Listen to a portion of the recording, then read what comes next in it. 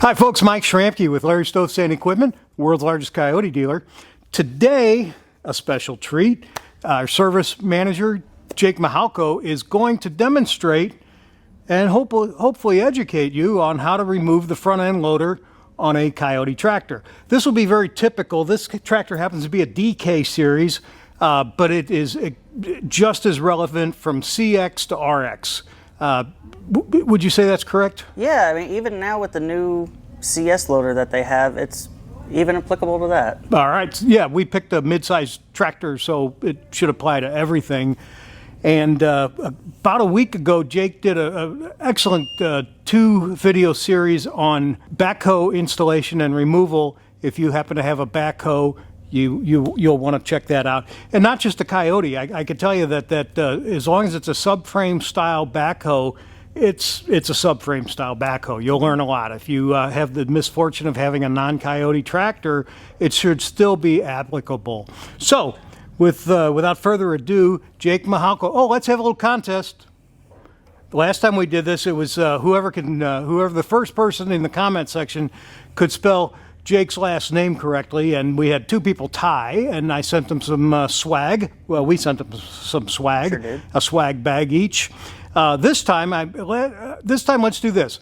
I made reference last time. I kind of razzed him a little bit that he is a Reformed Yankee. He was not born in Tennessee, so the first person that can name the state that Jake is from will get a swag bag, and I'll give you a hint. It will be east of the Mississippi River. So with that to work, you've got a choice of about 27 or 28 states. And, well, no, if you exclude the southern ones. So yeah. There you go. First one that can name the state that Jake is from will get a swag bag. Jake? How you doing, folks? We had requests for the backhoe video, the installation and removal. Everybody's really interested in how to take your loader off. A lot of manufacturers do advertise that they have quick detach loaders or quick attach, however you want to refer to them. So we just want to show you how easy it is. I know a lot of people fret over it, or even myself. I've owned my tractor for 5 years now. I have one similar to this, and I've only taken my loader off one time. And some people just don't know how it's done. So today we're going to show you how it's done. First thing we'll actually do is drop these kickstands down. They come on every loader. We're going to pop these off, and when we set these down, there's a couple different key slots for this brace to go into, and that will allow this support to key into the leg so it won't fall over. Just make sure when you're setting these down that you do the same notch on both sides. If not, when you go to set it down, the loader's going to want to tilt on you.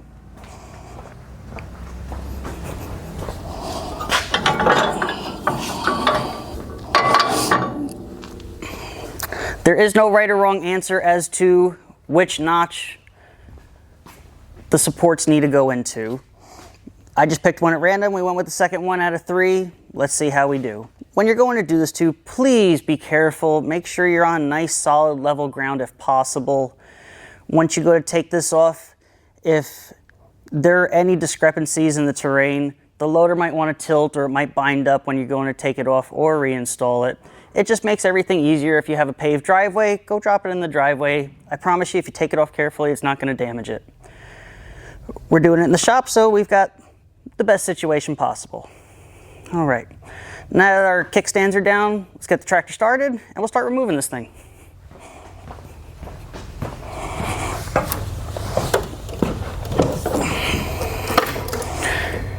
Remember, all safeties have to be met for the tractor to start.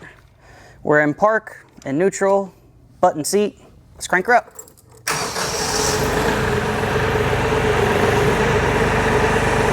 All right, now we got the tractor running. Kickstands are down. You need to gently lower the loader down to where those kickstands touch the floor.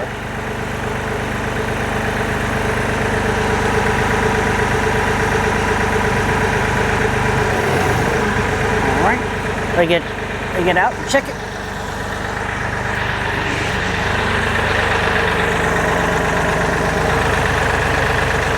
All right, Notch 2 is a little loose. We'll go up one more. Not a biggie.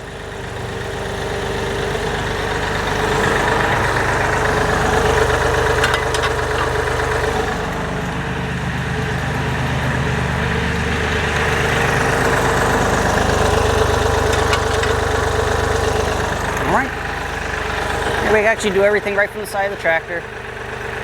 We'll get those feet on the floor. All right, we are down. Next thing you're gonna wanna do is curl your bucket down. Just till it touches the floor. All right, now we're stable. Now this is a slightly tricky part.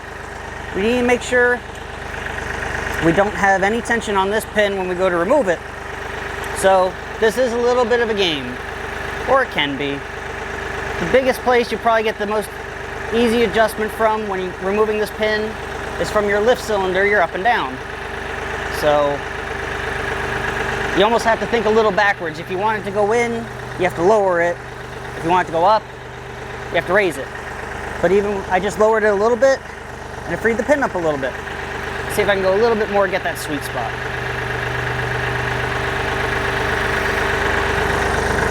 Tighten back up on me. All right.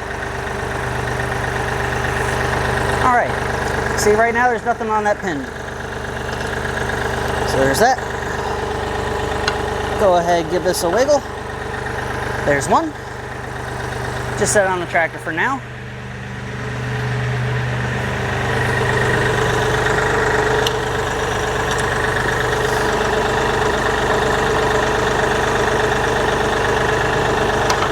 And there's two.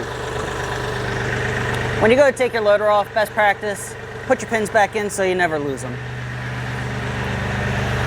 So now, the loader's technically unpinned from the tractor. Now, we need to retract this lift cylinder. So to do that, again, we gotta kind of think backwards. We're gonna have to raise it. We're gonna have to push forward on the joystick as if you were lowering that to get that to shrink up. There we go, fully retracted. And now, all we should really have to do is roll the bucket up a little bit and it should pop off.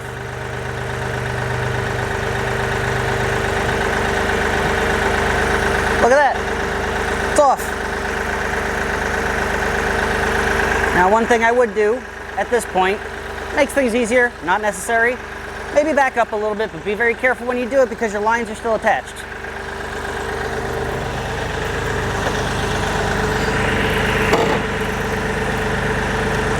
What's my motto been through all these? Low and slow. So I back up a little bit, just to clear the braces there. Put her back in park, neutral so the tractor doesn't shut off on us.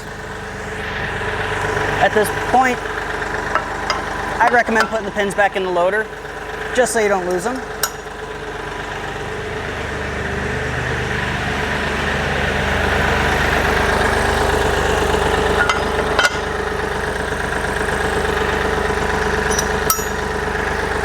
All right, at this point you could just disconnect your lines and drive off. For all folks who watch the backhoe video, there's a key to this though. If we go ahead and chuck the tractor down, and even now with your line still hooked up, give your joystick a little wiggle. All around, every direction. All right, we just relieved the pressure off all those lines. Now it's going to be easier to take them off, for one. And then later when we go to put this thing back on, it'll make it a lot easier to put back on. Don't worry about trying to remember what line goes to what. Luckily, they're color-coded.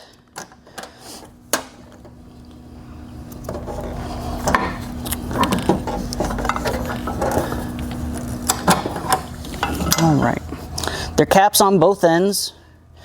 Typically, your loader is going to have the male ends. I think the only exception to that in the Coyote line as of right now is if you get a 4030C loader. They have the females on the loader side and the males are on the tractor side. We got those capped and out of the way. Let's make sure we do the same thing. Cap all the ones on the tractor. You don't want to be riding through the field, getting them all crapped up.